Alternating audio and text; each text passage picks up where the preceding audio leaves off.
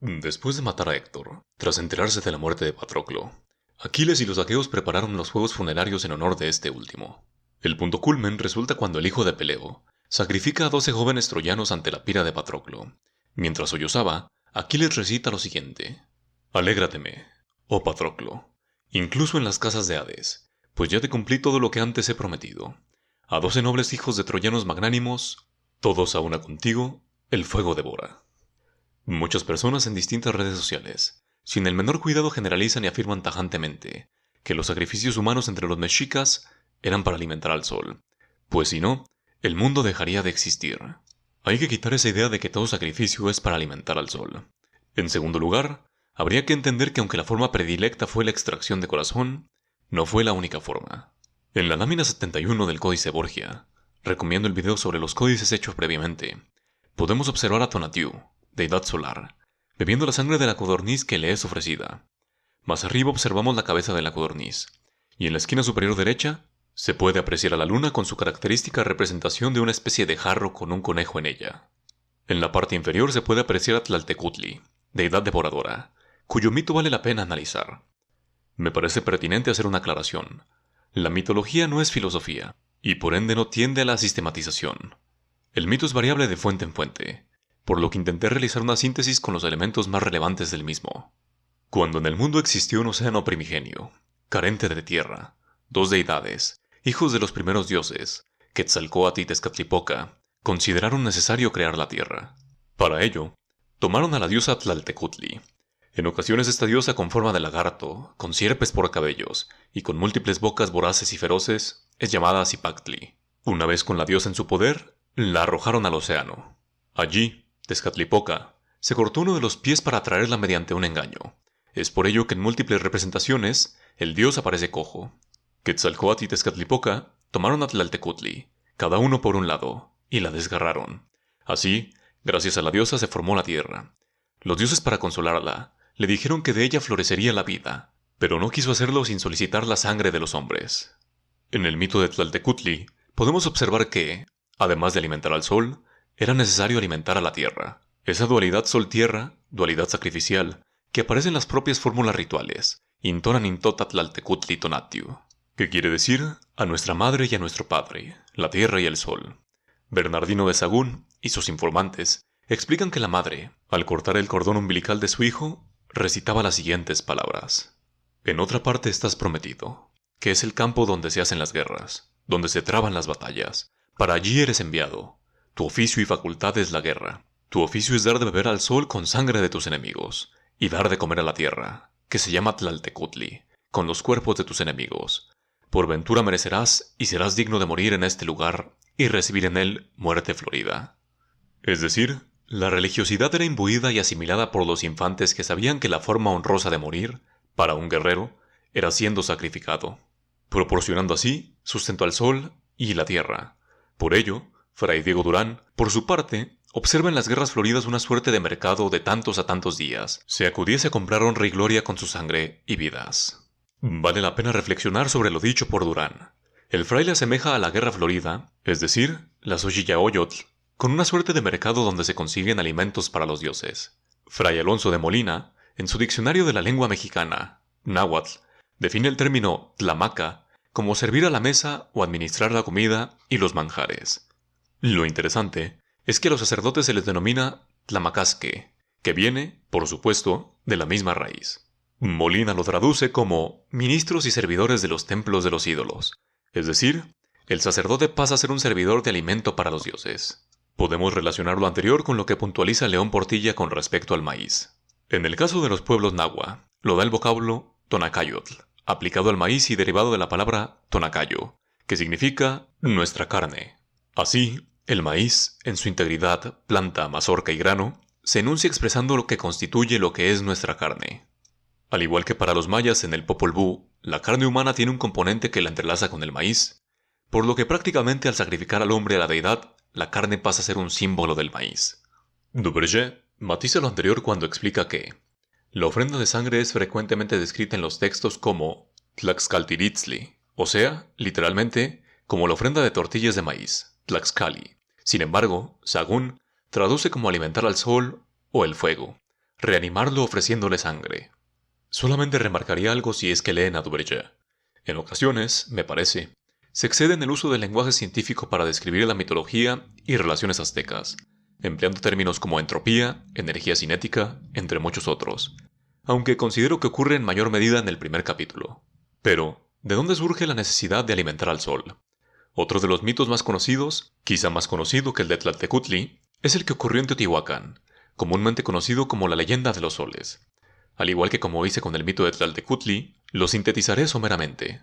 Se dice que cuando aún era de noche, cuando aún no había luz, cuando aún no amanecía, dicen que se juntaron, se llamaron unos a otros los dioses allá en Teotihuacán. Hay que recordar que la oscuridad del mundo fue el resultado de 4 soles que habían precedido y habían desaparecido. Reunidos los dioses se preguntaron quién habría de alumbrar al mundo. Un dios orgulloso dio un paso al frente y dijo que él lo haría. Su nombre era Tecusistecatl. Hacía falta uno, mas todos estaban temerosos. Entonces vieron al humilde Nanahuatzin, al que instaron para que aceptase. Este sin miramientos lo hizo. Después de la rigurosa penitencia y ayuno por periodo de 4 días, llegó el momento del sacrificio. Se encendió la pira y Tecusistecatl fue el primero en acercarse. Cuando estaba a punto de arrojarse al fuego, su ardor le hizo retroceder. Así, lo intentó 3 veces más, pero el fuego abrasador lo hizo retroceder. Los dioses entonces le dijeron a Nanahuatzin que era su turno. Este, cerrando los ojos, se arrojó al fuego. Al ver lo anterior, Tecusistecatl también se armó de valor y se arrojó al fuego. Cuando al fin aparecieron, ambos brillaban con la misma intensidad, por lo que uno de los dioses salió corriendo y golpeó a Tecusistecatl con un conejo, manchando su rostro y quitándole brillo. Sin embargo, ni Tonatiuh ni Tecusistecatl se movían. Los dioses, espantados, sin saber qué hacer, decidieron sacrificarse. El encargado sería Quetzalcóatl. Así, el sol y la luna comenzaron su andar.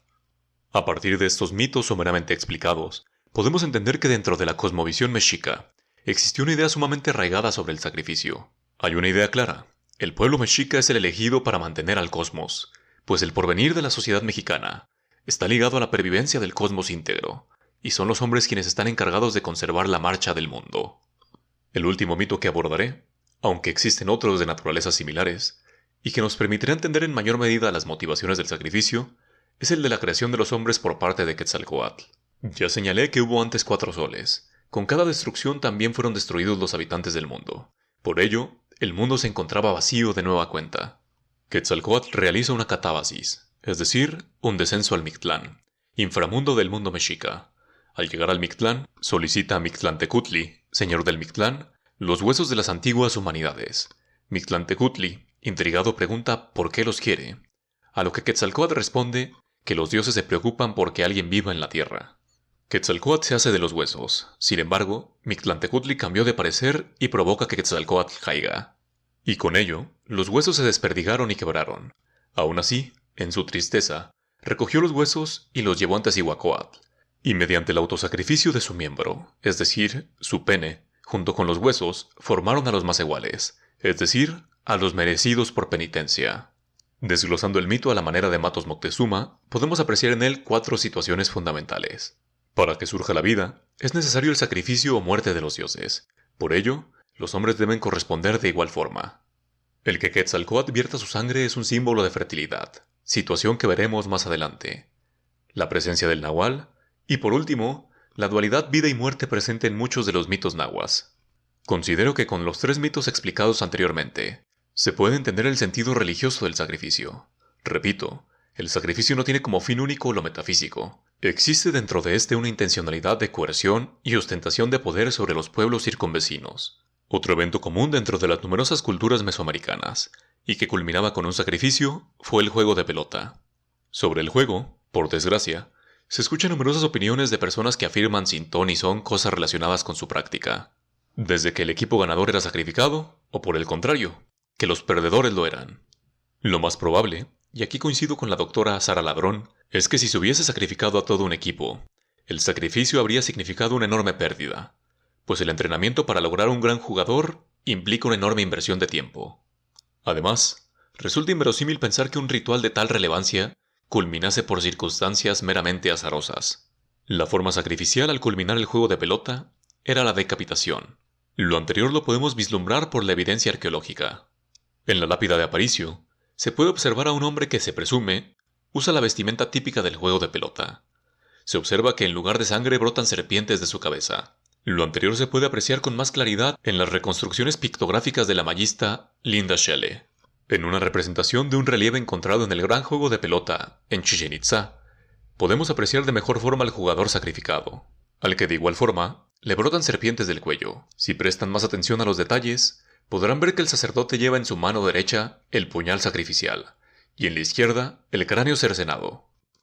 Así como mencioné que cuando Quetzalcóatl proporciona su sangre, hay encerrado en lo anterior un elemento de fertilidad, agrícola esencialmente. La función del sacrificio a través del ritual del juego de pelota era para propiciar a la tierra y a la fertilidad, para que hubiera buenas cosechas de maíz y abundante pulque, aunque también se rendía culto al cacao. La puntualización de Román Piña la podemos corroborar cuando leemos a Hernando Ruiz de Alarcón y su Tratado de las Supersticiones. Habla sobre cómo al sembrar el maíz, los indígenas rezan una plegaria. Una parte de la plegaria dice así: aquí es donde hemos de poner debajo de la tierra al espiritado 7 culebras. Para Alarcón, la metáfora de las 7 culebras la usan siempre en estos conjuros por el maíz, y es o por los racimos atados a las mazorcas, o por las cañas en que se da, que de ordinario los siembran y nacen de 7 en 7, o por las hileras del maíz en las mismas mazorca, que suelen asemejar las culebras tendidas. La estela 21 de Izapa es otro claro ejemplo de lo antes expuesto, pues en ella se asocia al sacrificio por decapitación también con la fertilidad, como lo indican las hojas con granos que brotan del cuello cortado. Si bien he mostrado ejemplos iconográficos de lugares disímiles y periodos históricos alejados entre sí, lo que pretendo mostrar es lo que Pablo Gonzalo Escalante señala. Ese universo común de política, historia y religión, el pensamiento mesoamericano, con sus variaciones, se puede expresar con grandes rasgos en común, lo mismo en mixteco que en náhuatl, en otomí, en purépecha o en otras lenguas. La práctica del sacrificio humano es sintomática de una incipiente civilización. En realidad, la gran mayoría de pueblos que transicionaron a sociedades agrícolas hicieron de la práctica del sacrificio algo mucho más sistematizado, sin que por ello haya perdido su carácter ritual. Por ello, en la introducción del video, señalaba el caso de los 12 jóvenes troyanos sacrificados por Aquiles. Si bien, reitero, se trata de un ejemplo literario, la práctica del sacrificio humano existió en la antigua Grecia.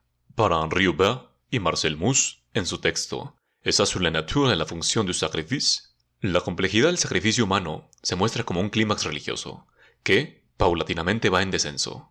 Similar a la idea de Kroeber y Duverger, cuando apuntan que en la mayoría de los pueblos, el sacrificio pasa a ser simbólico con el pasar del tiempo.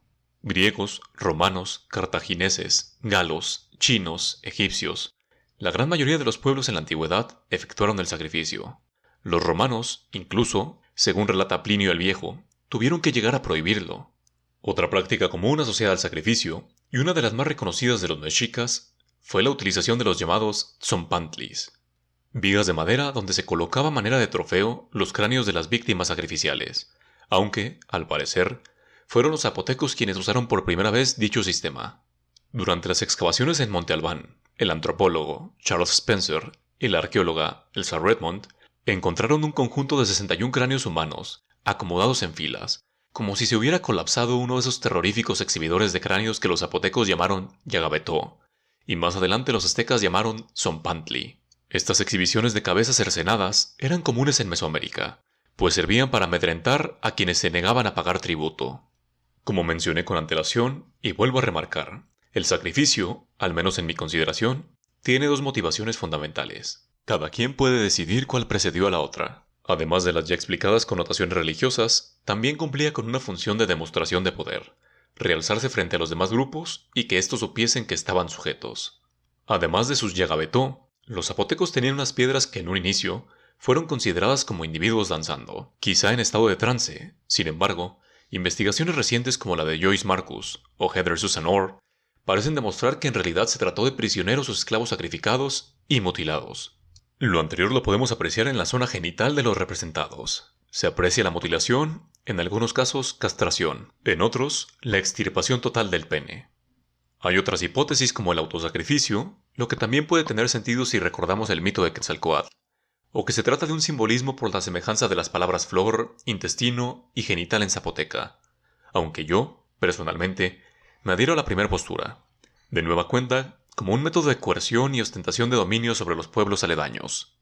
Si extrapolamos la situación del Tzompantli en Mesoamérica a otras áreas geográficas que practicaron formas similares de manifestar el poder, podemos hacer una comparación con lo que sucedió en Europa, aproximadamente en el mismo periodo histórico con Vlad Tepes, quien se valió de la empalación como método para amedrentar y causar terror. Otro ejemplo de características similares lo tenemos con los romanos. En Occidente, quizá, la cruz es indisociablemente asociada con Cristo y su pasión, pero en ocasiones olvidamos que la crucifixión fue un método para atemorizar, para amilanar rebeliones, delitos, entre otros hechos. Cuando concluyó la rebelión de Espartaco, es bastante conocida la historia de Craso y cómo 6.000 de sus rebeldes fueron capturados y crucificados a lo largo de todo el camino que va desde Capua a Roma.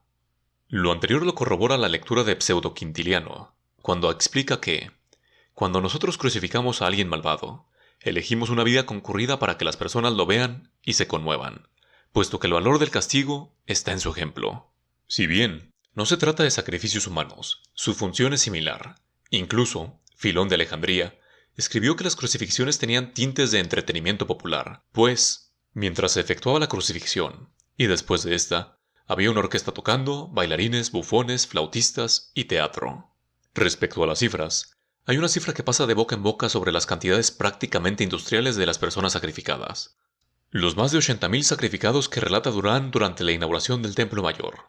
Si bien hay algunos autores que consideran plausible dicha cantidad, me parece que la cifra se exageró en buena medida, al igual que se exageraban otras cifras con la intención de impresionar al lector. Por ejemplo, Cortés asegura que otro día en amaneciendo, dan sobre nuestro real más de 149.000 hombres que cubrían toda la tierra. Resulta inverosímil creer en un ejército tlaxcalteca de esas dimensiones, cuando se estima que Tlaxcala probablemente tuviera una cantidad similar en el total de su población hacia 1519. Es decir, hubiese tenido que salir todo el pueblo a guerrear. Similar a cuando Motolinía dice que la multitud de indios que venían al bautismo eran tantos que los sacerdotes bautizantes muchas veces les acontecía no poder levantar el jarro con que bautizaban, por tener el brazo cansado, y aunque remudaban el jarro, les cansaban ambos brazos, y de traer el jarro en las manos se les hacían callos y aún llagas. Mismas exageraciones están presentes en otros autores como Bartolomé de las Casas y compañía. Resultaría prácticamente imposible que una ciudad como Tenochtitlan, con cerca de 250.000 habitantes, llevando esa cifra al máximo, tuviese la capacidad administrativa, militar, económica y social de controlar a cerca de 80.000 personas a sacrificar. La cifra es bastante polémica. El doctor Javier Nogués y la arqueóloga Jimena Chávez Valderas consideran prácticamente imposible que se haya llegado a esa cifra. Nogués considera que un cálculo más preciso basado en las fuentes podrían ser unos 4.000. Un códice poshispánico habla sobre el hecho. Una curiosidad es que de entrada, el códice tiene un error en la colocación de las capillas de Tlaloc y Huitzilopochtli, pues las invierte. Pero, obviando lo anterior, en el códice telleriano remensis, se puede apreciar del lado superior izquierdo la muerte del Huitlatoani Tizoc, en el año 1486. Se aprecia una espina que atraviesa su glifo, dando paso así al gobierno de Ahuizotl. Avanzando hacia la derecha, apreciamos el año en el que se inauguró el Templo Mayor, 1487. Bajando un poco, podemos ver dos pictogramas que para alguien sin conocimientos del tema, podrían pasar por meros elementos ornamentales. Tenemos dos xiquipili, bolsas de copal o tabaco que representan, cada una de ellas el número 8000. A su lado están 10 tzontli, que representan el número 400. Haciendo la suma, podemos llegar al número 20.000. El códice telleriano señala que hubo 20.000 sacrificados. La doctora Chávez afirma que la evidencia osteológica es contundente. El sacrificio existió, pero no a esa escala. El sacrificio humano, en muchos de los casos, iba acompañado de la ingestión de carne del sacrificado, es decir, la antropofagia. Si bien, la antropofagia fue considerada por muchos castellanos, y europeos en general, como causa de guerra justa, para el considerado por muchos como padre del derecho internacional, Francisco de Vitoria, la antropofagia por sí sola no daba una justificación para guerrear con los nativos. Para Vitoria, la causa real para guerrear, o la razón en virtud de la cual los bárbaros pueden ser combatidos con la guerra, no es que el comer carne humana o el sacrificar hombres sea contra la ley natural, sino el que infieren injurias a los hombres. Para Vitoria, la defensa de los inocentes es una justificación para guerrear, aunque también pondera todo lo negativo que acarrea la guerra. Su argumentación parte del libro del Génesis capítulo 9, versículo 3. Todo lo que se mueve y tiene vida le servirá de alimento. En realidad, Vittoria parece señalar que en la ley divina no existe oposición a la ingesta de carne humana, al menos no de forma explícita. Sin embargo, prosiguiendo con la lectura, Vittoria hace hincapié en que asesinar o matar al prójimo sí está prohibido. Por ello, axiomáticamente la antropofagia debería estarlo. De igual forma, apela a la ley natural, señalando que comer carne humana es abominable en naciones civilizadas y humanas. Luego, es injusto. Si todos los hombres tienen esta costumbre por mala y perversa, es que debe serlo por derecho natural. Vittoria retoma a Aristóteles, señalando que hay, quizá, cosas a las que uno no puede ser forzado, sino que debe preferir la muerte tras terribles sufrimientos. Es decir, para el burgalés, resulta preferible la muerte antes que probar la carne humana, aunque esto implique, en casos de extrema necesidad, la muerte. Todavía el siglo pasado, hace 52 años, cuando se suscitó el caso de los sobrevivientes de los Andes, diversos sectores manifestaron su desaprobación por la ingesta de la carne humana. 2 sacerdotes de la Arquidiócesis de Nueva York consideraron que de no haber comido la carne de sus compañeros, se habría incurrido en suicidio, por lo que estaba justificado, pues no había otra alternativa. Esto último lo menciono para observar cómo es que a 5 siglos de los eventos ocurridos durante los primeros contactos entre europeos y americanos, temas como el tocado siguen siendo polémicos y difíciles de analizar. Sobre las motivaciones de la antropofagia, existen varias hipótesis. 2 de las que son más conocidas, aunque fueron refutadas por muchos autores, son las planteadas por Marvin Harris en su texto Cannibals and Kings: The Origins of Cultures. También adscripto a esa idea estuvo Michael Harner en su texto The Ecological Basis for Aztec Sacrifice. Para los autores, el sacrificio azteca tenía una motivación eminentemente funcionalista, aderezada por el enfoque de Harris, el materialismo cultural. El que los aztecas sacrificasen personas, para Harris, se debía a la falta de grandes animales en Mesoamérica, por lo que para suplir el déficit proteico al que la sociedad se enfrentaba, las personas consumían a los sacrificados. El canibalismo azteca no se limitó a un pequeño consumo ceremonial.